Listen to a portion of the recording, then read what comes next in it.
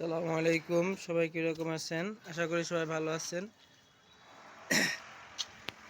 আজকে আপনাদের আমি দেখাবো দুটা কবুতরের সর্বশেষ অবস্থা। আমার এই কবুতর দুটো আমি কিনছিলাম আজ থেকে প্রায় মাসখানেক আগে। তা কেনার পরে প্রথমে মাদি যে কবুতরটা, সেই কবুতরটা অসুস্থ হয়ে যায়। আর বেশ কিছুদিন পর দেখতে পাই এই নর যে কবুতরটা আছে সেটাও অসুস্থ হয়ে যায়। আর মাদিটা ইনশাল্লাহ এখন কিছুটা পরিবর্তন হয়েছে। আর নর যেটা, সেটা আপনারা দেখতে দিচ্ছেন যে লেজ টেজ ঝুলে রাখছে। আর এদেরকে আমি প্রতিনিয়তই একমি কোম্পানির, সেটা হচ্ছে টেট্রাভেট যে ওষুধটা আছে, অনেকে রেনামাইসিন বলে, অনেকে টেট্রাভেট বলে,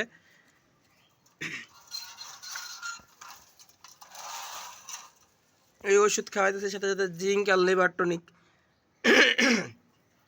আপনাদের পাখি বা পশু যেটাই অসুস্থ হোক, আপনারা সর্বপ্রথম যেটা করবেন যে লিভারটা যাতে ভালো থাকে, সেজন্য আপনারা এদেরকে লিভার টনিকটা দিবেন।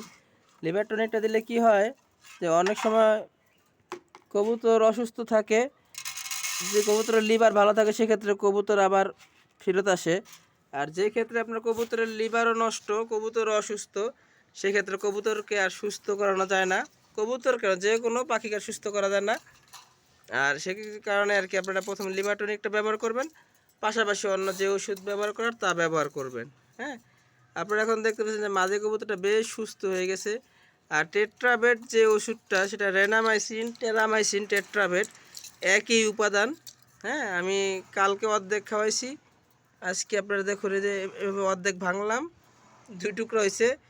দুইটাকে সরাসরি 2 টুকরা মুখে ঢুকাই দেব।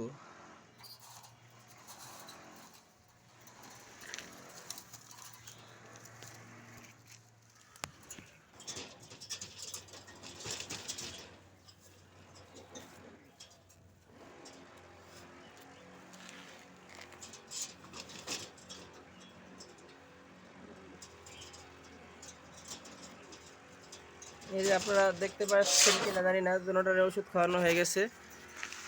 এখন এগুলোর খাবার দিলাম, আর এদেরকে একটু বাইরে ছাড়বো, কারণ একটু বাইরে না ছাড়লে এগুলি আর কি একটু হাঁটাচলা করলে হয়তো বা এগুলো একটু ভালো হবে তাড়াতাড়ি। কারণ আবদ্ধ খাঁচার ভিতরে থাকতে থাকতে এগুলির একটা অস্বস্তি হয়ে যায়। এই যে এগুলিকে ছাড়ছি, এখন আপনারা দেখতে পেতেছে যে এগুলি দৌড়াদৌড়ি করতেছে।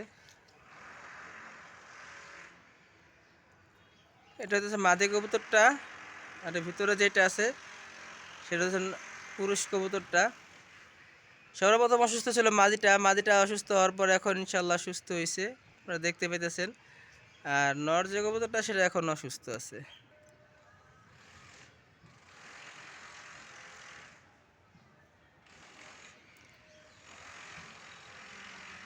কবুতর খাঁচা থেকে বাইরে ছাড়লে একটু হাঁটাহাঁটি করে, হাঁটাহাঁটি করলে টুকটাক কিছু মাটি টাটি এই ধরনের খাবার টাবার খায়। এই ধরনের খাবার টাবার খাইলে দেখা যায় কবুতরটা খুব তাড়াতাড়ি একটু সুস্থ হয়। আর খাঁচার ভিতরে আটকে রাখলে শুধু ওই কিছু খাইতে চায় না, তখন কবুতরটার কি একটু তাড়াতাড়ি সুস্থ হয় না।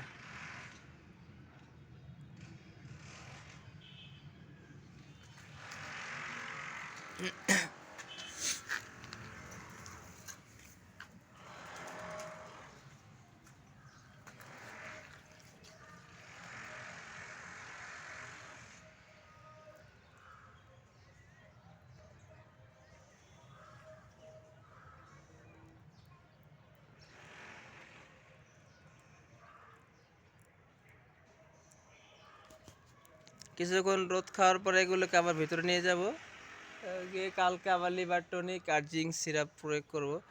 ইনশাল্লাহ আশা করা যায় মাদিটা অনেকটা সুস্থ হয়ে গেছে। এখন নর কবুতরটা একটু অপেক্ষা। আপনারা সবাই দোয়া করবেন যাতে কবুতর দুটো সুস্থ হতে পারে, এবং পরবর্তী সময় আপনাদের দেখাবো যে আমি আর অন্য কী কী ওষুধ এগুলোর জন্য ব্যবহার করছি।